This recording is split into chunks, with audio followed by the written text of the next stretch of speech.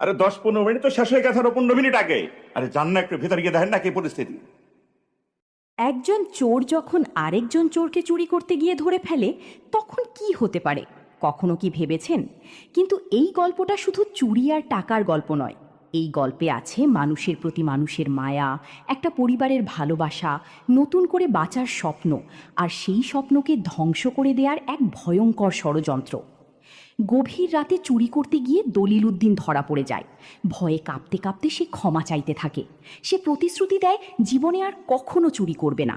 কিন্তু ভাগ্যের কি নির্মম পরিহাস, যে মানুষটি তাকে ধরেছিল সেও আসলে একজন চোর। দুজনের মধ্যে অদ্ভুত এক পরিচয় তৈরি হয়। তারা সিদ্ধান্ত নেয় একসঙ্গে চুরি করবে এবং যা পাবে সমান ভাগ করে নেবে। কিন্তু কিছুক্ষণ পর যখন হানিফ জানতে পারে দলিল উদ্দিনের নিজের কোনো ঘরবাড়ি নেই, পরিবার পরিজনও নেই, তখন তার মনে মায়া জন্ম নেয়। সে হানিফকে নিজের বাড়িতে নিয়ে আসে। সেই বাড়িতে গিয়ে হানিফের দেখা হয় দলিল উদ্দিনের মেয়ে পুতুলের সঙ্গে। পুতুল প্রথমে তাকে একদমই পছন্দ করে না, কারণ সে জানে তার বাবা আর এই নতুন মানুষটি দুজনেই চুরি করে। কিন্তু সময়ের সঙ্গে সঙ্গে হানিফের ভালো মন আর ব্যবহার পুতুলের মনে জায়গা করে নিতে শুরু করে। এদিকে দলিল উদ্দিন চুরি করা মালামাল মিম্বারের কাছে বিক্রি করে। 3 বস্তা মালামালের দাম যেখানে অনেক বেশি হওয়ার কথা, সেখানে মিম্বার মাত্র 1700 টাকা দেয়। হানিফ বিষয়টি বুঝতে পারে এবং দলিল উদ্দিনকে সাবধান করে। কিন্তু গরিব মানুষের আর কোনো উপায় না থাকায় দলিল উদ্দিন মিম্বারের ওপরই নির্ভর করতে থাকে। দিন যেতে থাকে, হানিফ আর দলিল উদ্দিন একসঙ্গে চুরি করতে থাকে। কিন্তু এই চুরির জীবনেও হানিফের মন ধীরে ধীরে বদলাতে শুরু করে। সে বুঝতে পারে সারা জীবন চুরি করে বেঁচে থাকা যায় না। একসময় তাকে সংসার করতে হবে, বিয়ে করতে হবে, সন্তান হবে। আর তখন যদি তার সন্তানকে সবাই চোরের সন্তান বলে ডাকে, সেটা সে কোনোভাবেই মেনে নিতে পারবে না। এর মধ্যে পুতুলের সঙ্গে হানিফের সম্পর্ক আরও গভীর হয়। পুতুলও বুঝতে পারে হানিফ অন্যদের মতো নয়। সে চুরি করলেও তার বিবেক আছে, মানুষের প্রতি মায়া আছে, এবং সবচেয়ে বড় কথা, সে ভালোভাবে বাঁচতে চায়।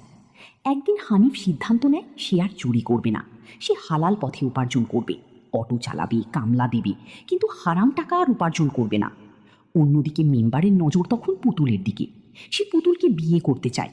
দলিল উদ্দিন পরিষ্কারভাবে জানিয়ে দেয় নিজের মেয়েকে সে কোনোভাবেই একজন বিবাহিত বৃদ্ধ মেম্বারের হাতে তুলে দেবে না। মেম্বার বাইরে থেকে শান্ত থাকলেও ভিতরে ভিতরে খুবই জ্বলতে থাকে। সে বুঝতে পারে সরাসরি দলিল উদ্দিনকে রাজি করানো সম্ভব নয়, তাই সে অন্য পথ বেছে নেয়। হানিফও তখন চুরি ছেড়ে দিয়ে হালাল পথে কাজ শুরু করে। প্রথম দিন কামলা দিয়ে সে টাকা উপার্জন করে বাড়িতে আসে।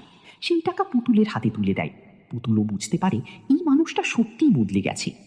একসময় হানিফ পুতুলকে নিজের মনের কথা বলে ফেলে। সে জানায় যদি পুতুল রাজি থাকে তাহলে সে তাকে বিয়ে করতে চায়। পুতুল সরাসরি কোনো উত্তর না দিয়ে বলে যদি সত্যিই বিয়ের ইচ্ছা থাকে তাহলে তার বাবার কাছে গিয়ে প্রস্তাব দিতে। এই কথাতেই হানিফ বুঝে যায় পুতুল হয়তো তার প্রস্তাবে রাজি। কিন্তু ঠিক তখনই গল্পে আসে ভয়ঙ্কর মোড়।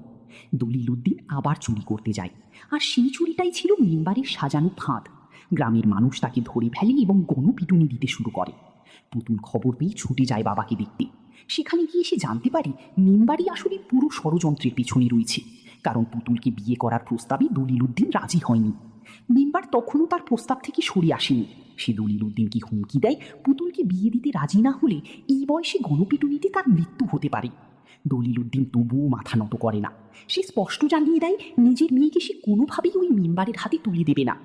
এদিকে হানিফ পুতুলকে নিয়ে চাচাকে বাঁচানোর উপায় খুঁজতে থাকে, কিন্তু মেম্বার পরিস্থিতিকে আরও ভয়ঙ্কর করে তোলে। সে পুতুলকে বোঝাতে চায় যদি সে তাকে বিয়ে করতে রাজি হয় তাহলে দলিল উদ্দিনকে বাঁচানো সম্ভব। পুতুল তখন এক কঠিন সিদ্ধান্তের সামনে দাঁড়িয়ে যায়। একদিকে তার বাবা, যার জীবন এখন বিপদের মুখে। অন্যদিকে হানিফ, যে তাকে ভালোবাসে এবং যার সঙ্গে সে নতুন জীবন শুরু করার স্বপ্ন দিচ্ছে। ঠিক সেই মুহূর্তে পুলিশ ঘটনাস্থলে এসে হাজির হয়। মেম্বার তখন নিজেকে নির্দোষ প্রমাণ করার চেষ্টা করে। সে পুলিশকে বুঝায় দলিল উদ্দিন একজন চোর এবং গ্রামের মানুষ তাকে ধরে রেখেছে। কিন্তু পুলিশ পরিষ্কার জানিয়ে দেয় কোনোভাবেই আইন নিজের হাতে তুলে নেওয়া যাবে না। গ্রামবাসীকে সরিয়ে দিয়ে পুলিশ দলিল উদ্দিনের বিষয়টি নিজেদের হাতে নেয়। কিন্তু এখানে কি সব শেষ? না, কারণ মেম্বারের ষড়যন্ত্র এখনও শেষ হয়নি।